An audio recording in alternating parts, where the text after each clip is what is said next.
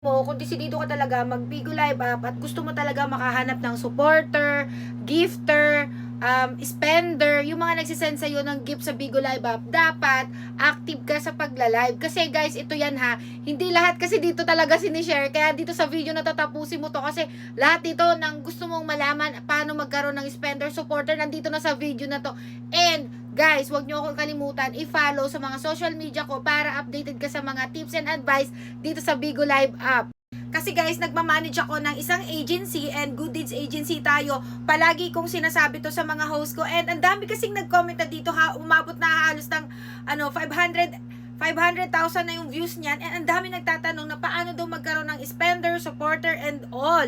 Yung mga natatanggap kasi natin na gift, kapag may nag-send kasi sa atin, nagiging pera yon. Okay, maiipon yan ng maiipon sa ating mga Bigo Live App wallet. Kapag naikaipon ganyan, naku, pera yan. Nagiging pera yung mga beans na yan. Kaya kung ako sa'yo, mag-live ka ng umaga, kung gusto mo ng umaga, pwede rin naman, hapon, gabi, madaling araw, kung anong oras mong trip, kahit anong oras mong gustong mag-live, may free time ka, may day off ka, kasi ako dito marami akong mga students, marami rin akong working mom, mga single mom, marami ako ditong mga part-time mommy and daddy. Ang dami ko rito ine-extra, nila to guys, ine-extra source of income lang nila to pagbibigo. Paano pa kaya pag pinul time na nila? Okay, so kaya kayo, kung hirap na hirap kayo magkaroon ng spender, ng supporter, ng gifter, guys, alam nyo, ang unang-unang nyo talagang gagawin dito is talagang mag-active kayo sa pagla-live. And kung wala kang agency, nako, wag mo na sayangin yung pagla-live mo. Kahit may spender, supporter ka,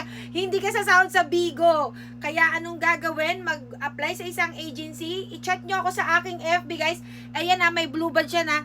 Jenny Ulimba, may blue badge ang i-chat nyo ng how interested apply para sumahod po kayo sa Bigo Live App, okay? Kaya kung ikaw may natutunan ka dito sa video na to, huwag mong kalimutan na i-follow ako sa mga social media ko para update ka sa mga tips and advice.